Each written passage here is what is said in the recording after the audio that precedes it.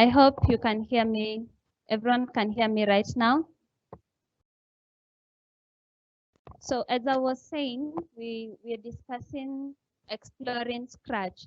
So I'm assuming all of you have been able to install the Scratch application, and at least you've looked at it in one way or the other.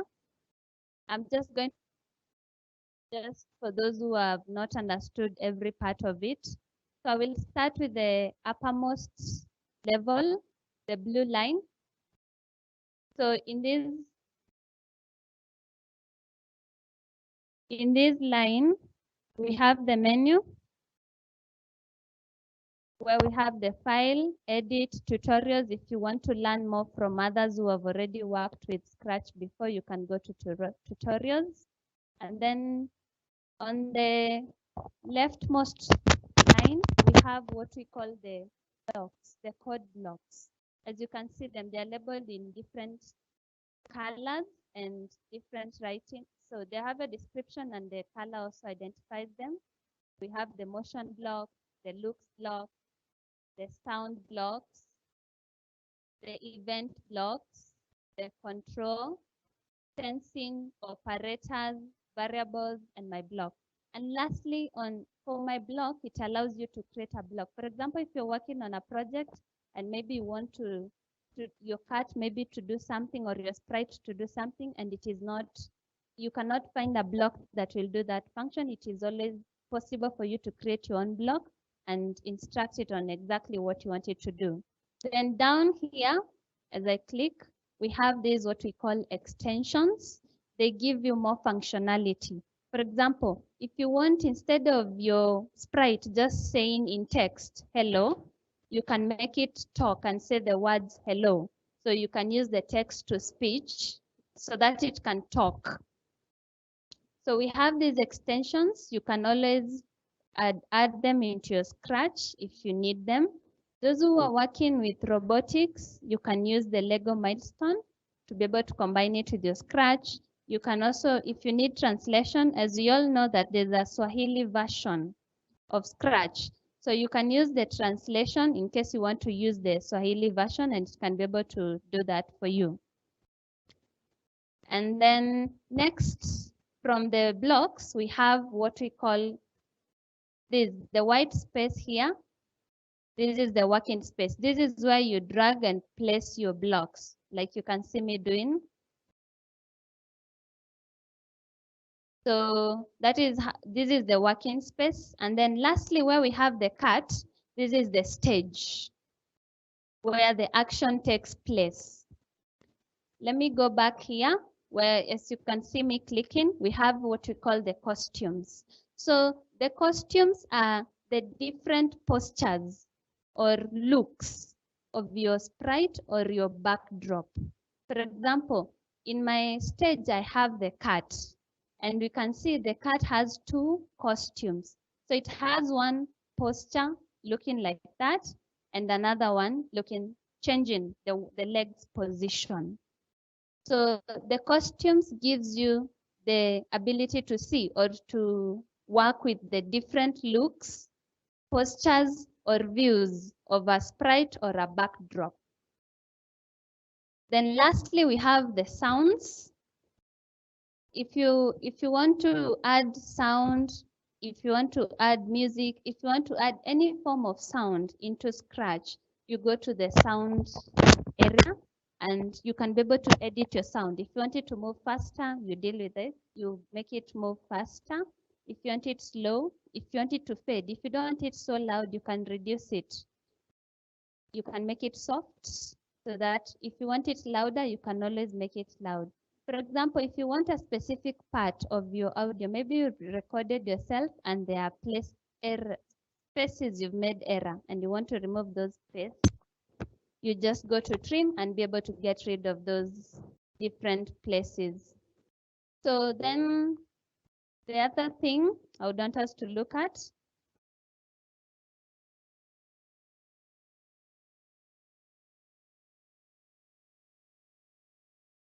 so on this other side, where we have the stage, below we have where it's written the sprite. That gives you a chance to rename your sprite. For example, I can rename mine into a cat because it's a cat sprite that I have on the stage. And then we have the direction in form of X and Y. I believe this is known, especially in mathematics, the directions across or vertically and horizontal. That is when we use the X and the Y axis. And then we can hide or show our sprites or our backdrop. That one is made possible by the show. For example, if I click on the show, if I click on the eye, the sprite is visible. If I click on the crossed eye, the sprite disappears. So with that, we're able to manipulate our sprites. For example, you want the sprite to move. If you're creating a story, and in stage 1, you have a cat and a rat talking, and then in the next stage, you want maybe a dog and a cat talking. So you want the rat to disappear. So you can always hide the rat from your scene. And then the size, sometimes we need to manipulate our sprites, make them bigger or make them smaller. So you just work on the size. You either increase it or reduce it depending on what you want. And then lastly there, we have what we call the directions. And these directions are mostly used when you're dealing with movement of our sprites. If we want for example, if I want my cat to move from forward and backwards, I will use the direction of the two arrows facing each other, the left and right, so that the cat is able to move forward and backward. If I use the round arrow all round, my cat will move in a turning direction, such that it will be turning in terms of rotation, like from 0 to 360 degrees, that way. But if I use the two arrows, it will be turning in form of left and right. Then below here, where it's written the sprites, choose a sprite. As you can see, we have different elements. So the first one is for uploading your sprite. For example, if you want to create something to do with your school, you can go out, take photos of your school, take photos of your friends, take photos of the different items you need in your story or your animation, and then you upload them. You upload them such that you're able to add them into your list of sprites. And then the next one is a surprise. That one just gives you different sprites. And then we have the third one, which is paint. So when you click on paint, it allows you to draw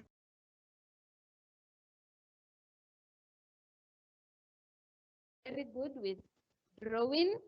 Please take advantage of this and be able to create your own characters and be able to use them. So it is very possible for you to draw your characters and use them. And then last,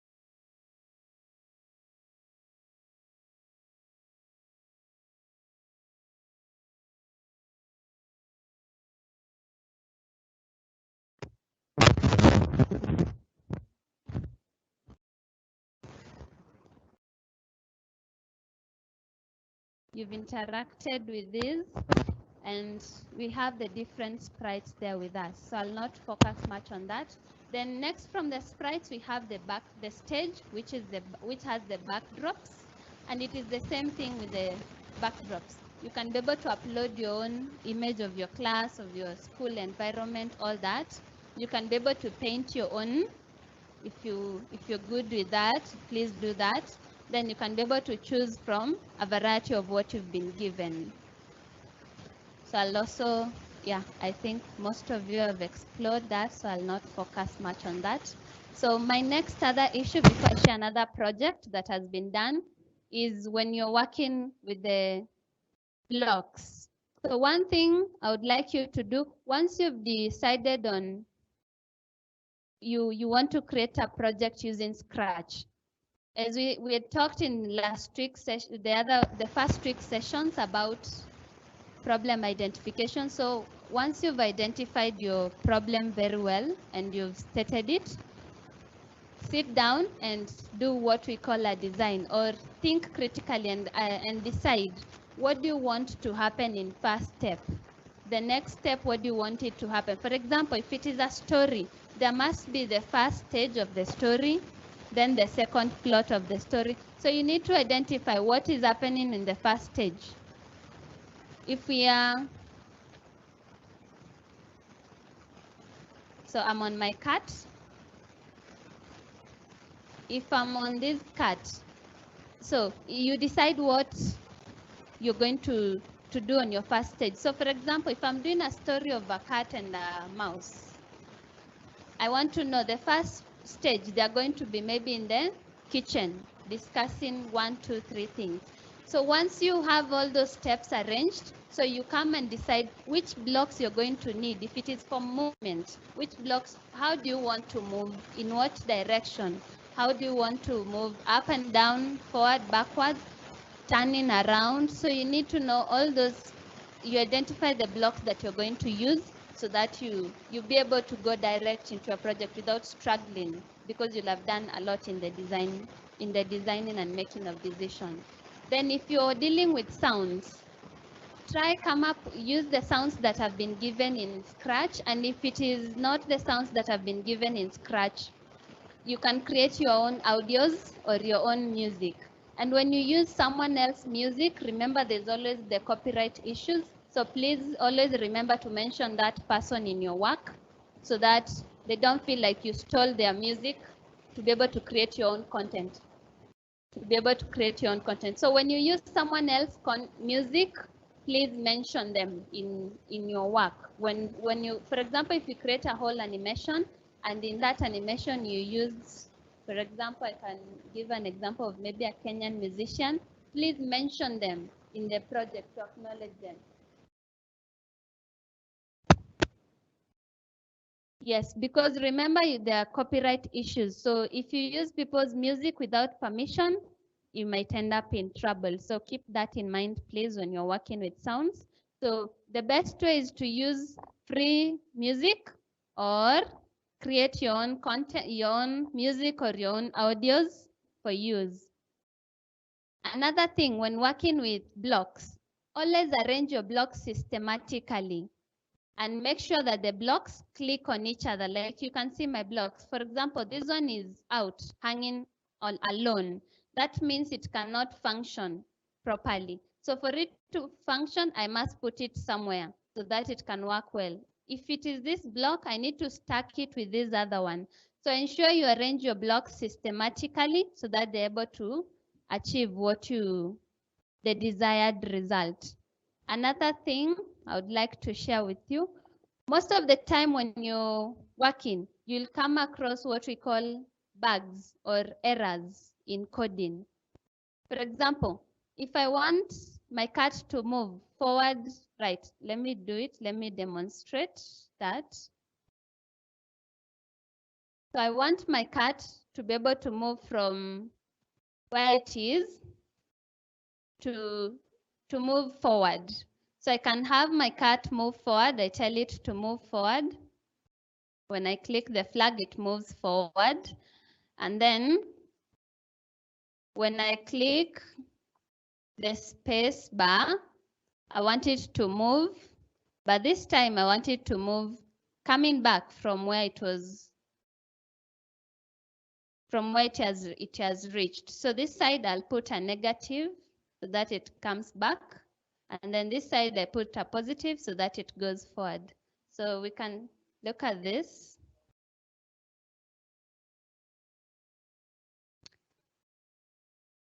So if I click on this, the cat is moving forward, as you can see. But when I click on the space, the cat is moving backwards, but it is in the upside down. And I don't want it to be upside down. So this we call it an error or a bug. It is not working as we expected it to work. So when you're dealing with Scratch, you expect to encounter what we call bugs or errors, especially when you're coding or when you're creating your project. So the most important thing is to ask yourself a few questions. Let me share the questions with you.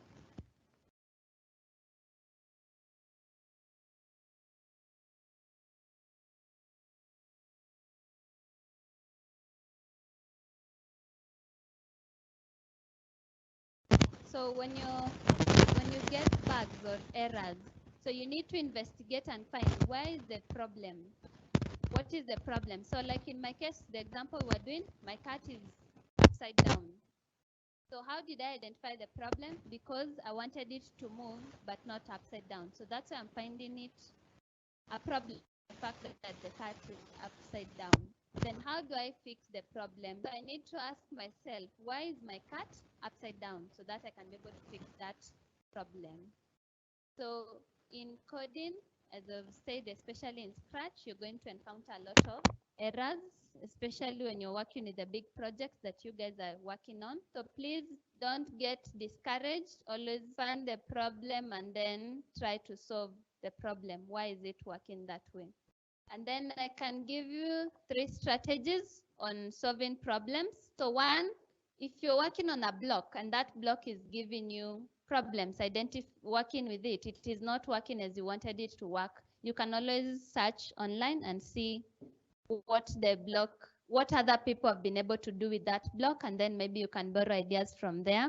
Another thing, you can try something else. We always say there are many ways of solving a problem. So if, for example, you're trying to move from one place to another and you're using the block move and it is not working for your case, you can use grind, or you can use another option still for moving. So there are many ways of killing a rat. So the same way in Scratch, you can always solve the same problem using other different ways apart from the method you had started using. And lastly, ask a friend and help a friend. If you're having trouble, go to another team in your club and ask them, how have you been able to work out this, or how can I be able to work out this? Maybe they have an idea that you're not able to see and they'll be able to help you. So ask your friend or help your friend if they ask for help, so that you're able to work with one another.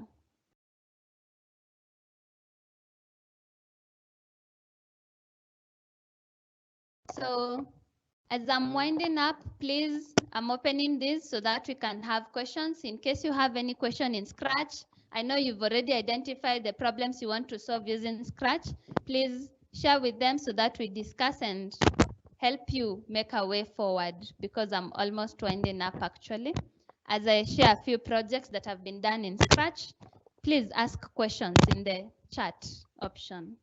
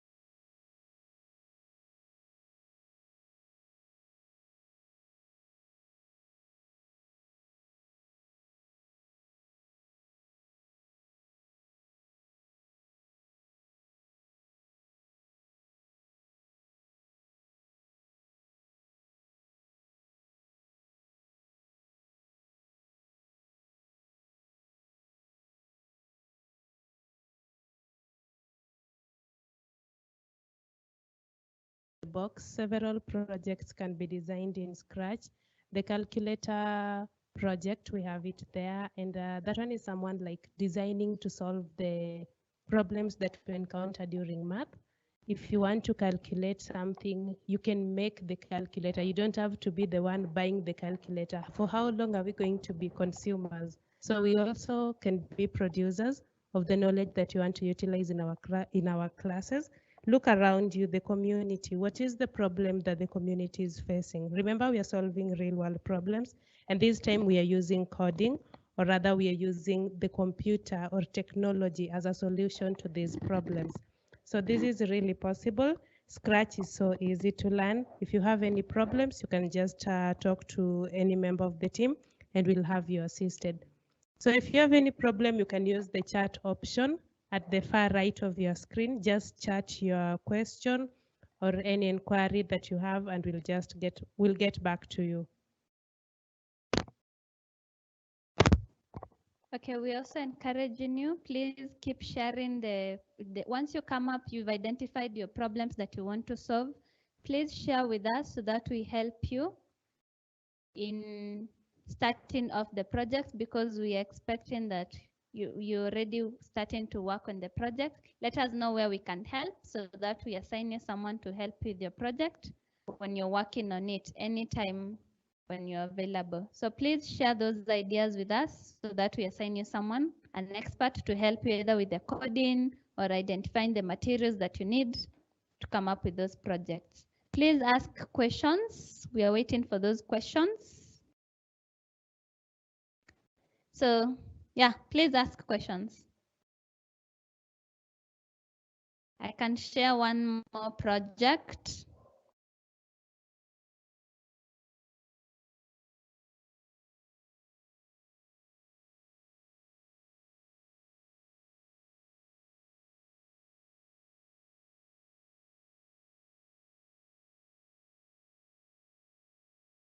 I'm waiting for questions. Please ask questions.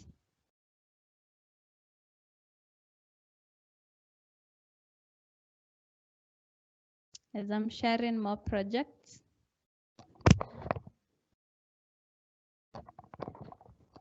If you've not yet started on your project, it's not yet too late to start. Just start and share with us your project so that we can advise you accordingly. If the project can work during the competitions that we will host, or if you'll shift to another project or have other ideas, yeah, we're here to support.